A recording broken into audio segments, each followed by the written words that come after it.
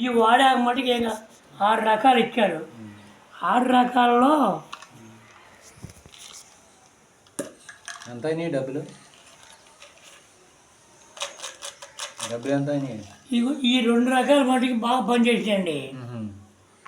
ఈ 2 రకాలు బాగా అసలు పనిచేసి వీటిని వదిలిపెట్టకుండా 4 రోజులకు 5 రోజులు వేసుకుంటూనే ఉండ.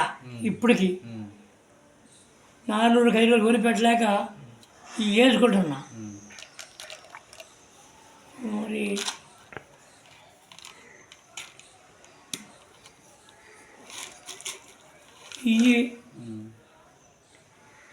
ఈ బాగా పనిచేసినాయి.